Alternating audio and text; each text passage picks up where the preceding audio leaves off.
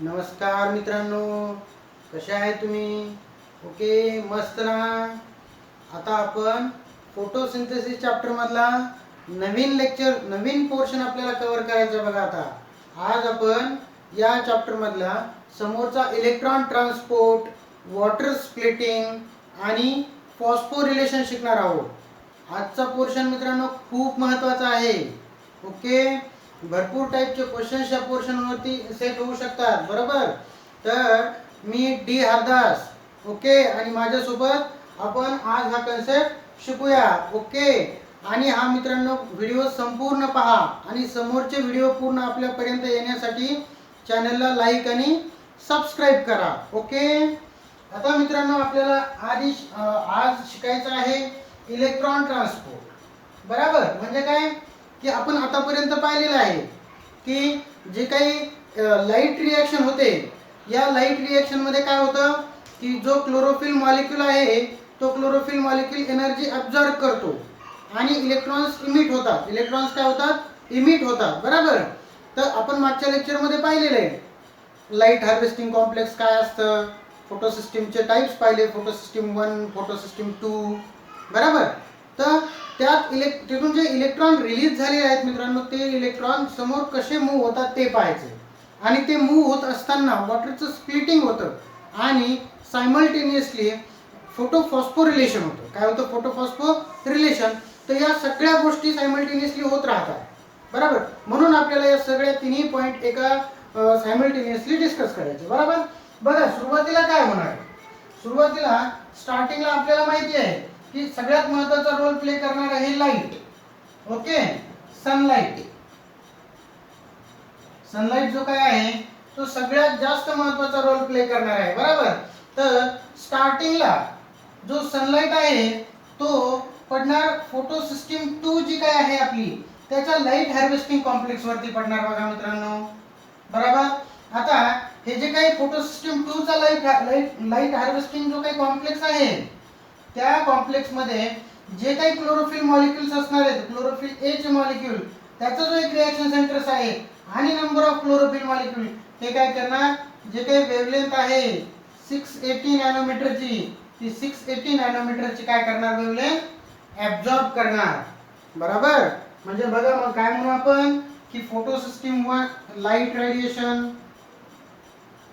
Light energy. Okay, ही जी काही लाईट एनर्जी आहे मित्रांनो, ओके, ती काय होणार, आपल्या फोटो सिस्टीम जी 2 आहे त्या फोटो सिस्टीम 2 च्या क्लोरोफिल ए वरती पडणार. हा क्लोरोफिल ए काय करणार, ती एनर्जी ॲब्झॉर्ब करणार. काय करणार पुढे त्या एनर्जीचं? ॲब्झॉर्प्शन, बरोबर.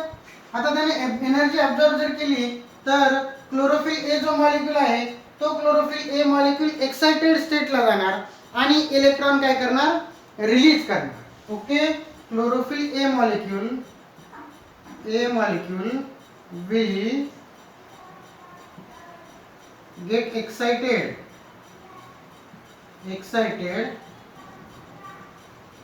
and electron is released. त्या लाईट हार्वेस्टिंग कॉम्प्लेक्स जो काय आहे फोटो सिस्टीम 2 चा, त्याच्यातून इलेक्ट्रॉन रिलीज होणार आणि तो इलेक्ट्रॉन पुढे पुढे जातो आपल्या इलेक्ट्रॉन ऍक्सेप्ट करत. कोणाकडे जातो? इलेक्ट्रॉन ऍक्सेप्ट करतो, बरोबर. तर ही स्टार्टिंगची फेज झाली आपली. काय झाली स्टार्टिंगची फेज? म्हणजे जी काही इथलची सनलाईट होती ती सनलाईट या लाईट हार्वेस्टिंग कॉम्प्लेक्स वरती पडली, जो कॉम्प्लेक्स आहे फोटो सिस्टीम 2 चा. आता त्या कॉम्प्लेक्स मध्ये जे रिॲक्शन सेंटर म्हणून आपण, रिॲक्शन सेंटर, बरोबर. या रिॲक्शन सेंटर मधले जे काही क्लोरोफिल ए मॉलिक्यूल आहेत, हे मॉलिक्यूल जी लाईट एनर्जी ॲब्झॉर्ब करतात ती 680 नॅनोमीटरची करतात. रेड लाईट किती? 680 नॅनोमीटरची रेड लाईट काय करतात, ते ॲब्झॉर्ब करतात, बरोबर. मग ती एनर्जी ॲब्झॉर्ब केल्याच्या नंतर क्लोरोफिल, साहजिकच आहे मागच्या लेक्चर मध्ये पाहिलं आपण की त्याचं क्लोरोफिल ए मॉलिक्यूलचं काय होणार, फोटो एक्सायटेशन होणार आणि जो ग्राउंड स्टेटचा इलेक्ट्रॉन आहे तो एक्साइटेड स्टेटला जाऊन तिथं फिरणार आणि फायनली तो त्याच्यातनं बाहेर निघणार. ओके, आणि तो इथून निघल्याच्या नंतर तो इलेक्ट्रॉन कुठे पोहोचणार, या ऍक्सेप्टर कडे, फोटो सिस्टीम 2 चा ऍक्सेप्टर. आता जो फोटो सिस्टीम 2 चा ऍक्सेप्टर आहे तो असतो बघा कोएन्झाइम क्यू म्हणतो आपण त्याला. काय म्हणतो, कोएन्झाइम क्यू. तर या फोटो सिस्टीम 2 चा ऍक्सेप्टर जो काय आहे इलेक्ट्रॉन ऍक्सेप्टर कोएन्झाइम क्यू कडे हा इलेक्ट्रॉन जातो किंवा तो ऍक्सेप्टर त्या इलेक्ट्रॉनला घेतो. बरोबर. आता तिथून पुढे समोर आता याच्याकडे जो इलेक्ट्रॉन आहे समजा इथपर्यंत आपल्याला कळतं की आता ठीक आहे की इलेक्ट्रॉन आपला इथून निघालेला आहे आणि इथं पोहोचलेला आहे. बरोबर. आता थोडंसं आपण फोटो सिस्टीम 2 पाशी थांबू आणि आपलं लक्ष या वॉटर मॉलिक्यूल कडे केंद्रित करू. सायमल्टेनियसली काय होतं बघा की वॉटरचं स्प्लिटिंग होतं. काय होतं, वॉटरचं स्प्लिटिंग होतं बघा. आता आपण थोडंसं वॉटर स्प्लिटिंग कडे जाऊ. ओके, थोडासा गुंतागुंतीचा पोर्शन आहे बघा. बरोबर. Splitting of water. इथं तुमचं लक्ष एक आपण इलेक्ट्रॉन आपण इथे आणून सोडलेला आहे. आता आपण याच्याकडे लक्ष द्यायला लागलो. Water splitting, water splitting.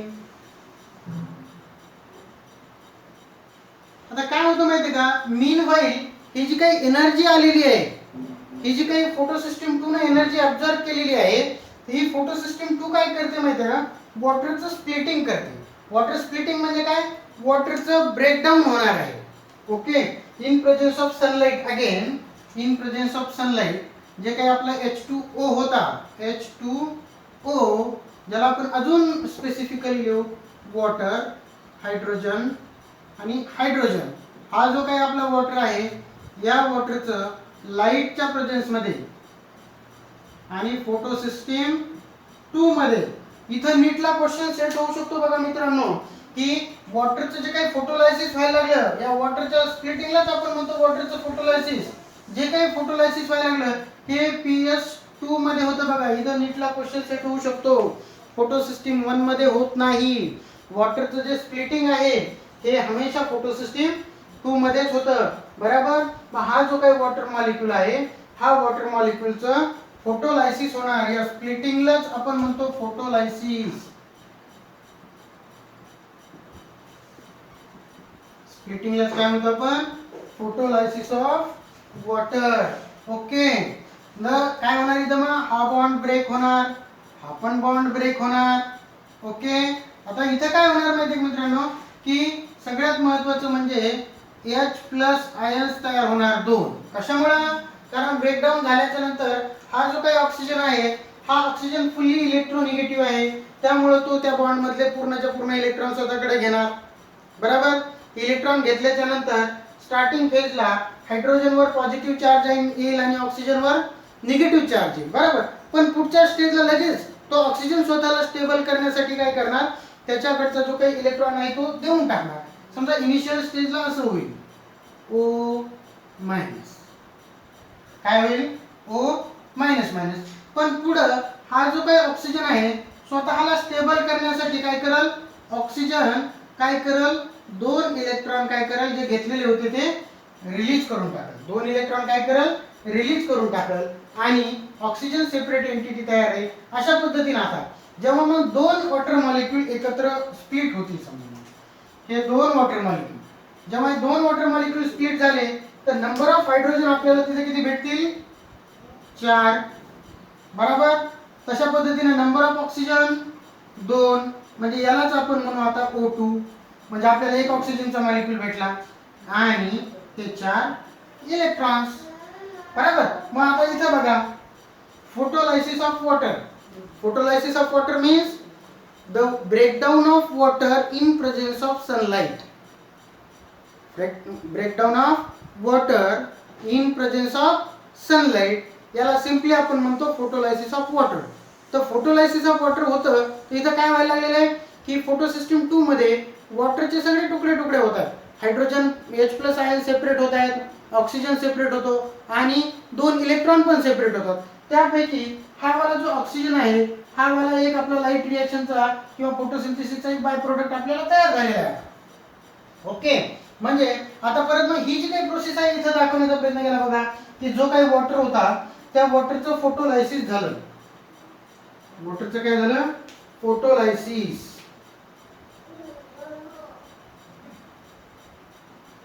बरोबर, फोटोलायसिस झालं आणि फोटोलायसिस होऊन जे काही ऑक्सिजन आहे हा ऑक्सिजन एन्व्हायरमेंट मध्ये रिलीज होणार आणि हे जे काही आपले म्हणून इलेक्ट्रॉन जे काही आहेत हे इलेक्ट्रॉन आपले कुठे येणार? परत फोटोसिस्टीम 2 मध्ये येणार. सांगतो त्याचा शेवटी रोल काय असेल तर.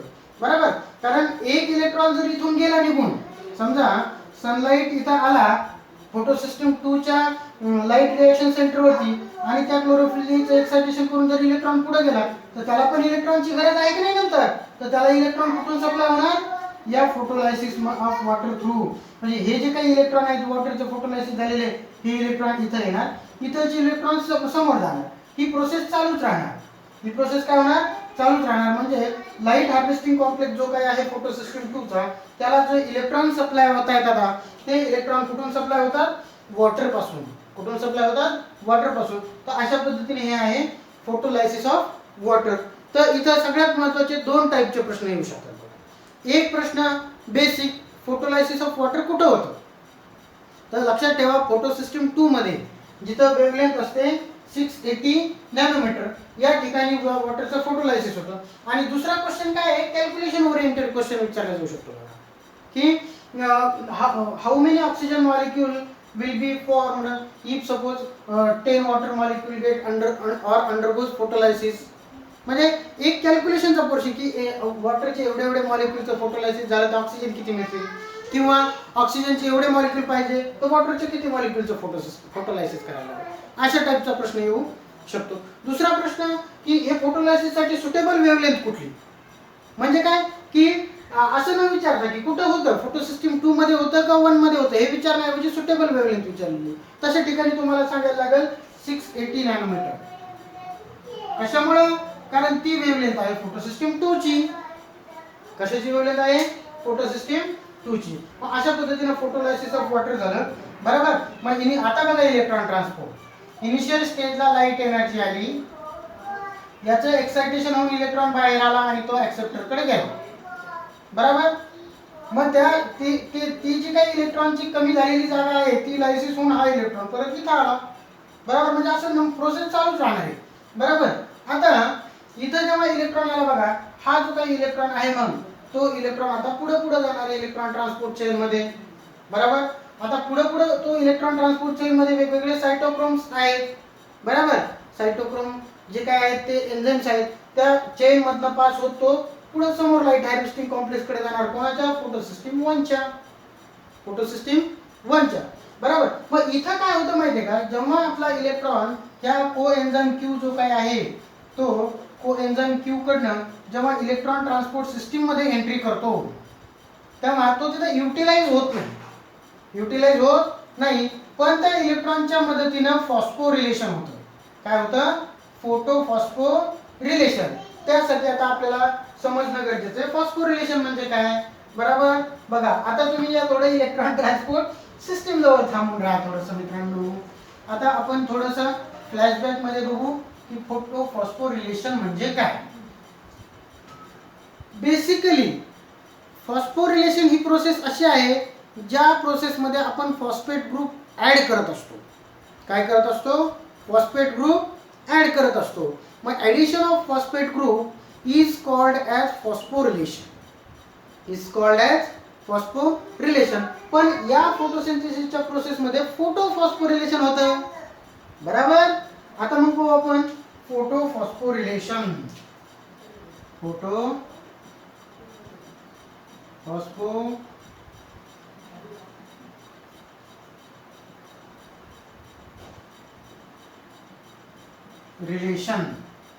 फॉस्फोरिलेशन म्हणजे काय बघा.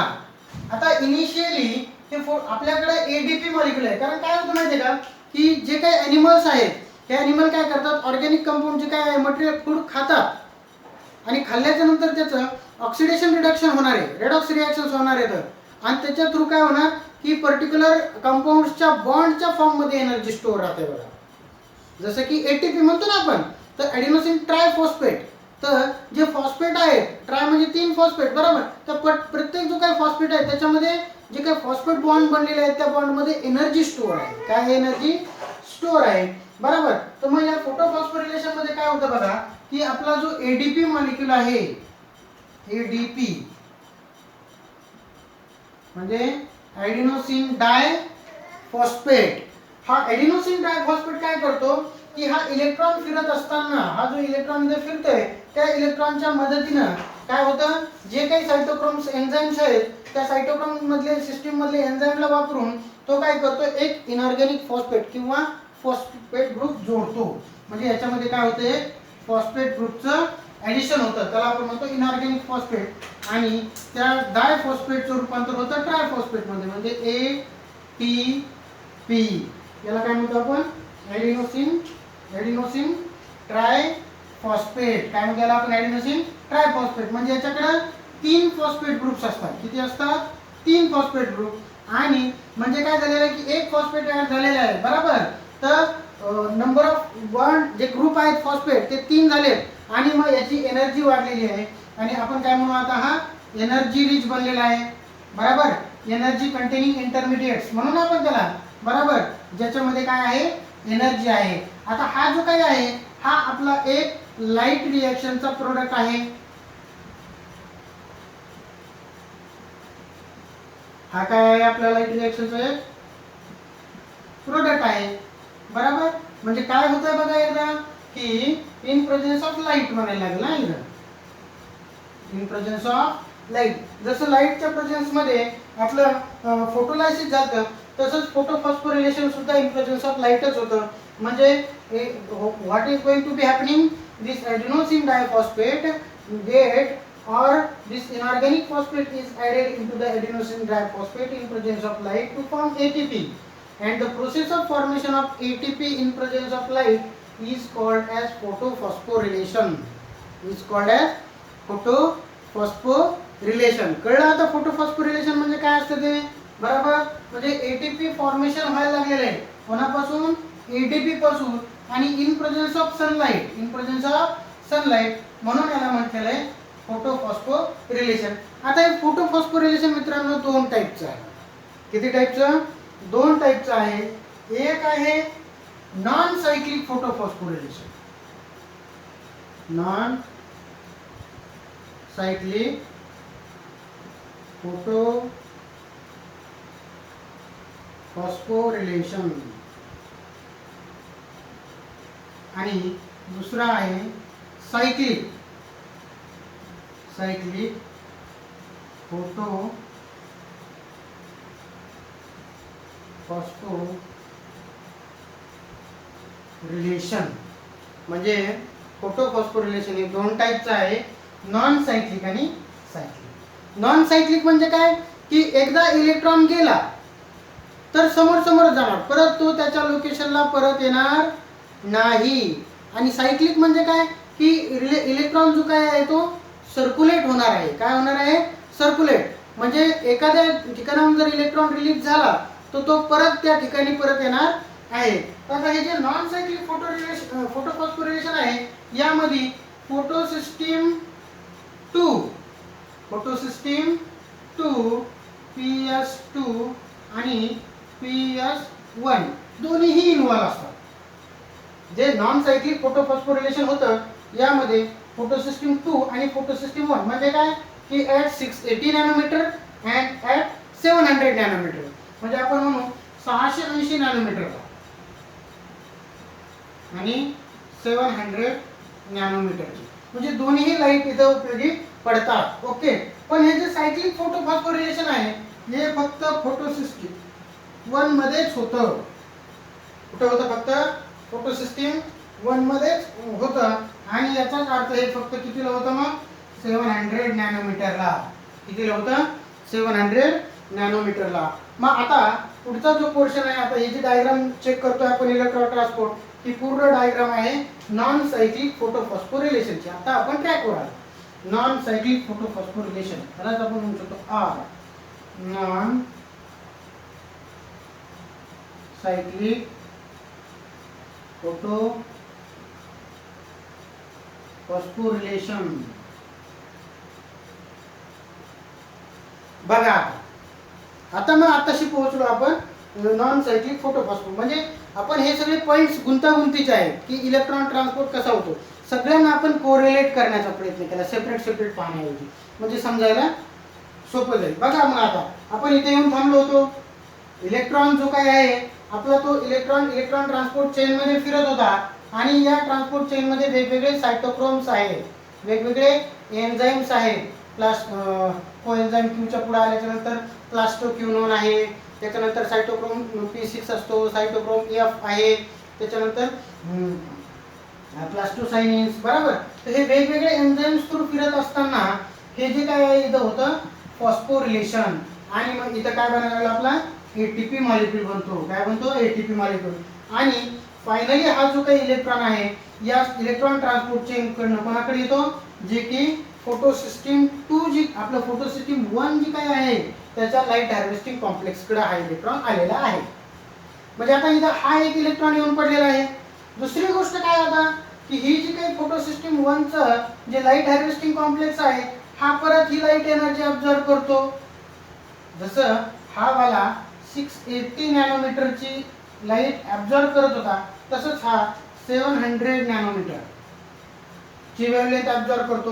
म्हणजे एकतर हा इलेक्ट्रॉन आणि इकडून आलेला परत हा इलेक्ट्रॉन, म्हणजे याचं जे रिएक्शन सेंटर असेल आपण म्हणू रिएक्शन सेंटर, त्या रिएक्शन सेंटरनं 700 नॅनोमीटरची वेव्हलेंथ ऑब्झर्व केली आणि म्हणून इथलचा क्लोरोफिल मॉलिक्यूल अजून एक्साइट होणार. म्हणजे फोटोसिस्टीम 1 मधल्या क्लोरोफिल मॉलिक्यूलचं फोटो एक्साइटेशन होणार. बरोबर. आणि तिथून परत इलेक्ट्रॉन इजेक्ट होणार, तिथून परत इलेक्ट्रॉन रिमूव्ह होणार आणि तो इलेक्ट्रॉन पुढे कोणाकडे जाणार, या परत एका इलेक्ट्रॉन ऍक्सेप्टर करत. जसा इथं कोएन्झाइम Q होता आणि कोएन्झाइम Q न जसा रिसीव्ह केला तसाच हा इलेक्ट्रॉन इथं कोणी रिसीव्ह करणार, परत दुसरा इलेक्ट्रॉन ऍक्सेप्टर ज्याचं नाव आहे FRS. म्हणजे काय FRS म्हणजे काय फेरेडॉक्सिन रिड्युसिंग सबस्टन्स. जसा हा कोएन्झाइम Q आहे तसा हा FRS फेरेडॉक्सिन रिड्युसिंग सबस्टन्स. आता जी प्रोसेस परत इथं झाली की हे जे काही इलेक्ट्रॉन ट्रान्सपोर्ट होतं खालून येताना रेडॉक्स पोटेन्शियल झालं बघा. म्हणजे काय रिडक्शन आणि ऑक्सिडेशन रिएक्शन झाल्या त्या सायटोक्रोम एन्झाईम मध्ये आणि त्याच्यातनं आपल्याला एटीपी बनला. तसंच सेम इथं जो काही रिसीव्ह केलेला इलेक्ट्रॉन आहे या इलेक्ट्रॉन ऍक्सेप्टरनं जो काही हा इलेक्ट्रॉन रिसीव्ह केलेला आहे तो परत इलेक्ट्रॉन काय होणार, तो परत इकडे पाठवणार. बरोबर. आणि इकडे पाठवत असताना जे काही परत रेडॉक्स पोटेन्शियल होणार.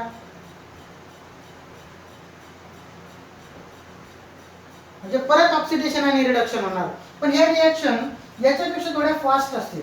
आणि इथं एक एन्झाईम असतो बघा NADP रिडक्टेज. कुठला enzyme? NADP reductase. NADP reductase नावाचा एन्झाईम असतो. या नॉन सायक्लिक फोटोफॉस्फोरिलेशन मध्ये हा एन्झाईम रोल प्ले करतो, सायक्लिक मध्ये करत नाही. ओके. तर हा जो काही एन्झाईम आहे हा एन्झाईम काय करतो NADP चं रिडक्शन करतो NADPH मध्ये. बरोबर. आणि मग तुम्ही म्हणता की हे हायड्रोजन कुठून आले, तर हे जे काही वॉटरचं फोटोलायसिस होऊन जे हायड्रोजन उरलेले होते ना, तर हे हायड्रोजन जे काय आहेत हे हायड्रोजन परत कुठे गेले, या NADP ने घेतले. NADP चं रिडक्शन झालं.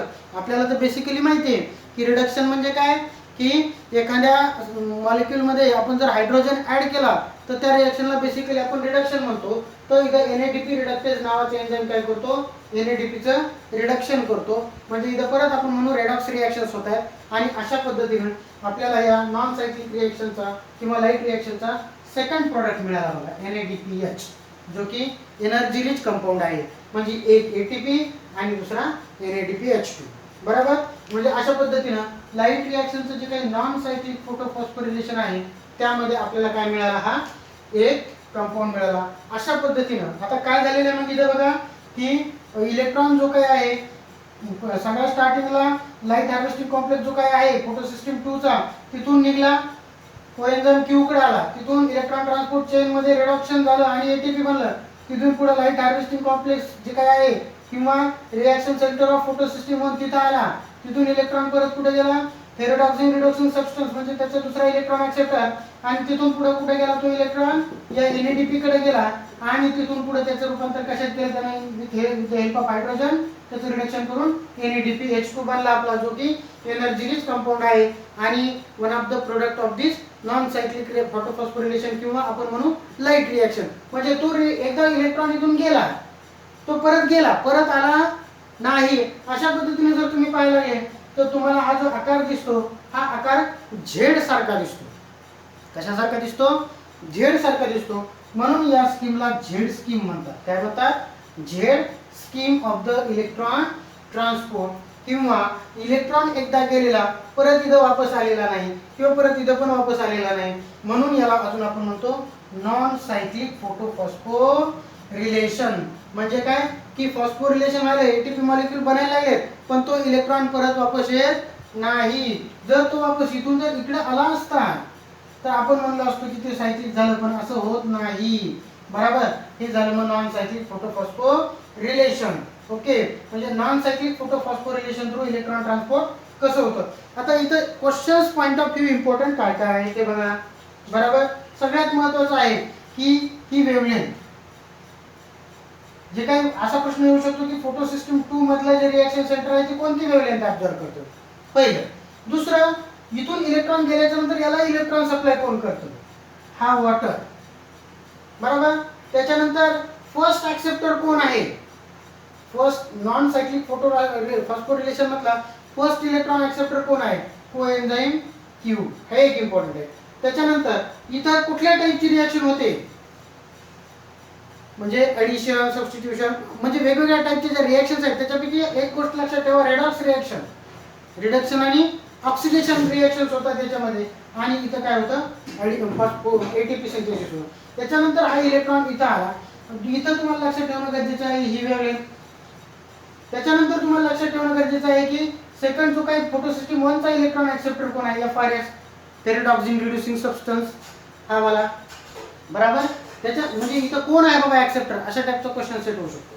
त्याच्यानंतर काय इम्पॉर्टंट आहे की हा एन्झाइम सगळ्यात जास्त इम्पॉर्टंट की NADP रिडक्टेज कारण तो NADP चं रिडक्शन करायला म्हणजे त्याच्यामध्ये हायड्रोजन ऍड करतो हे महत्त्वाचं आहे दुसरं इथे जे रिएक्शन कंडक्ट होतात त्या रेडॉक्स रिएक्शन हे सुद्धा महत्त्वाचं आहे आता लास्ट पॉइंट कोणता आहे की बाबा याचं जे रिडक्शन झालं त्याला हायड्रोजन कोणी सप्लाय केले तर हे वाले वॉटरचे हायड्रोजन हे महत्त्वाचं आहे ओके तर अशा पद्धतीने हे झालं नॉन सायक्लिक फोटोफॉस्फोरिलेशन आता आपल्याला बघायचं सायक्लिक फोटोफॉस्फोरिलेशन तर सायक्लिक फोटोफॉस्फोरिलेशन साठी थोडंसं आपल्याला डायग्राम मध्ये चेंज करायला लागेल बघा आता सायक्लिक म्हणलं तर सायक्लिक फोटोफॉस्फोरिलेशन आताच थोड्या वेळापूर्वी सांगितलं त्यामध्ये फक्त फोटो सिस्टीम 1 जी काय आहे तीच इन्व्हॉल्व असते फोटो सिस्टीम 2 इन्व्हॉल्व नाही त्याच्यामध्ये ओके त्यामध्ये फोटो सिस्टीम 2 इन्व्हॉल्व नसते ओके एकच मिनिट फक्त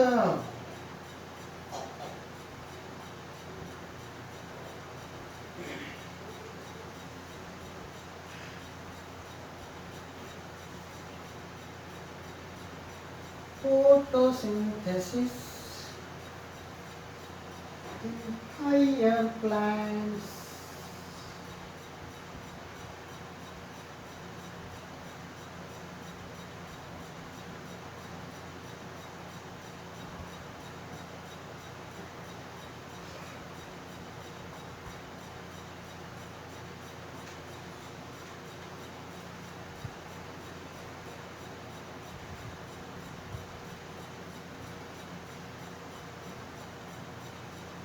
बघा आता हे म्हणू आपण याला cyclic photophosphorylation okay cyclic photophosphorylation okay cyclic photophosphorylation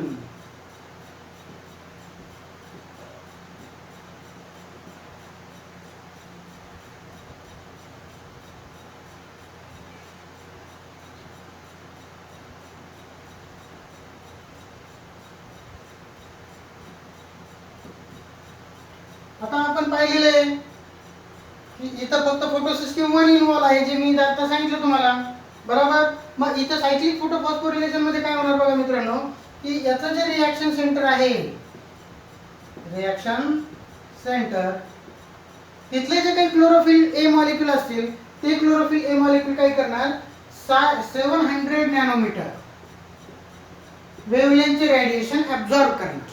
काय करणार, ऍब्झॉर्ब करणार.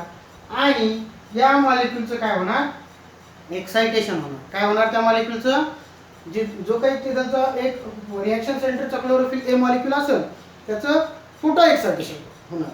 आणि फोटो एक्साइटेशन झाल्याच्या नंतर तिथून इलेक्ट्रॉन काय होणार, इजेक्ट होणार. इलेक्ट्रॉन काय होणार तिथून, इजेक्ट. आता इलेक्ट्रॉन इथून इजेक्ट झाला की तो कोणाकडे जाणार, फोटो सिस्टीम 1 च्या इलेक्ट्रॉन ऍक्सेप्टरकडे जाणार. कोणाकडे जाणार, फोटो सिस्टीम 1 च्या इलेक्ट्रॉन ऍक्सेप्टरकडे. आता आपल्याला माहिती आहे फोटो सिस्टीम 1 चा इलेक्ट्रॉन ऍक्सेप्टर तर हाच आहे, फेरेट ऑक्साईड रिडक्शन सबस्टन्स. बरोबर. मग त्याच्याकडे गेला. आता हा काय करणार माहिती आहे का, या फोटो सिस्टीम 1 जनरली आपण म्हणू की जी नॉन सायक्लिक फोटोफॉस्फोरिलेशन आहे ती प्रोसेस होते बघा ग्रॅनामध्ये. बघा एक अगोदर सांगायचं विसरलो मी, ही जी काही प्रोसेस आहे, this process takes place in grana. कुठे होते, ग्रॅनामध्ये होते. आणि ही जी काही प्रोसेस आहे ही होते स्ट्रोमा लॅमेली. कुठे होते, हा पण एक नीट पॉइंट ऑफ व्ह्यू महत्वाचा क्वेश्चन आहे, व्हेरी व्हेरी इम्पॉर्टंट आहे की तुमचं नॉन सायक्लिक फोटोफॉस्फोरिलेशन कुठे होतं आणि सायक्लिक फोटोफॉस्फोरिलेशन कुठे होतं, हे खूप महत्वाचं आहे. तर नॉन सायक्लिक होतं ग्रॅनामध्ये, सायक्लिक होतं स्ट्रोमामध्ये. बघा मग, तर स्ट्रोमामध्ये म्हणजे स्ट्रोमा लॅमेली, सॉरी स्ट्रोमामध्ये नाही, स्ट्रोमामध्ये तर आपल्या डायरेक्ट रिएक्शन्स होणार, स्ट्रोमा लॅमेलीमध्ये होतं. बरोबर. मग स्ट्रोमा लॅमेलीमध्ये ही प्रोसेस होते. तर इथलचे जे काही एन्झाईम्स असणार ती एनर्जी ऑब्झर्व करून परत आता इथं एकदा आल्याच्या नंतर हे जो काही स्ट्रोमा लॅमेली आहे ना मित्रांनो, या स्ट्रोमा लॅमेलीमध्ये एक एन्झाईम कमी आहे. कुठला, NADP रिडक्टेज. तो एन्झाईम स्ट्रोमा लॅमेलीमध्ये प्रेझेंट नसतो.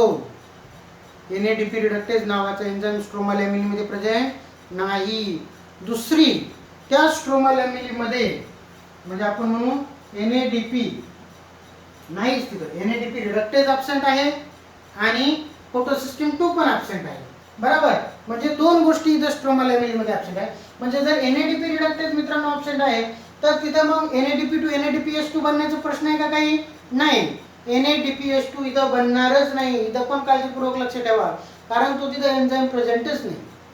जर NADP रिडक्टेज एन्झाईम प्रेझेंटच नाही तर त्यामुळे तिथं NADPH2 बनणार नाही. मग सरळ काय होणार माहितीये का, हा इलेक्ट्रॉन परत इलेक्ट्रॉन ट्रान्सपोर्ट सिस्टीम मध्ये पार्टिसिपेट करणार, जिथे की वेगवेगळे सायटोक्रोम एन्झाईम्स आहेत आणि ते सायटोक्रोम एन्झाईम्स थ्रू पळताना परत रिडॉक्स रिॲक्शन्स होणार आणि त्या रिडॉक्स रिॲक्शन होत असताना परत इथं काय होणार, ADP ला एक इनऑर्गॅनिक फॉस्फेट ऍड होऊन परत काय बनणार आहे, ATP मॉलिक्यूल बनणार. काय बनणार आहे, ATP मॉलिक्यूल.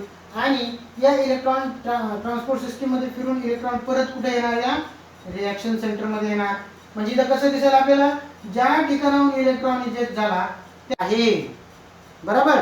म्हणजे काय म्हणू आपण की light harvesting complex of the photo system 1 त्याचा रिॲक्शन सेंटर जो 700 चीच फक्त वेव्हलेंथ ऍब्झॉर्ब करतो, 680 ला ऍब्झॉर्ब करत नाही. लक्षात ठेवा, इथं तुम्हाला बियॉन्ड 680 लागणारे वेव्हलेंथ म्हणजे काय, 680 च्या पुढची वेव्हलेंथ म्हणजे 700 वाली, तरच ही प्रोसेस होणार. जर 700 नॅनोमीटरची वेव्हलेंथ नाही भेटली ती प्रोसेस होणार नाही. ओके. प्रोसेस कॅरी होते स्ट्रोमा.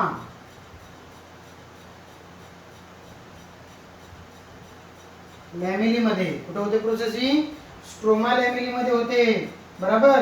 मग स्ट्रोमा लॅमेली मध्ये काय होतं की एनर्जी ऑब्झर्व करणार, एनर्जी रिच बनणार. मग जे रिएक्शन सेंटर आहे तिथलं क्लोरोफिल एक्साइट होणार आणि इलेक्ट्रॉन पास करणार आणि तो कोणाकडे जाणार, फर्स्ट इलेक्ट्रॉन ऍक्सेप्टर कडे जाणार, FRS कडे. तिथून पुढं आता इथं डायरेक्ट त्याला इलेक्ट्रॉन ट्रान्सपोर्ट चेन मध्ये पार्टिसिपेट करावं लागणार. त्याचं रिडक्शन पुढे त्यांना NADPH2 बनवण्याचा प्रश्न नाही. कशामुळं, कारण NADPH एन्झाईम ॲब्सेंट आहे. इथं अजून काय गोष्ट म्हणून आपण वेगळी, ॲब्सेन्स ऑफ NADP रिडक्टेज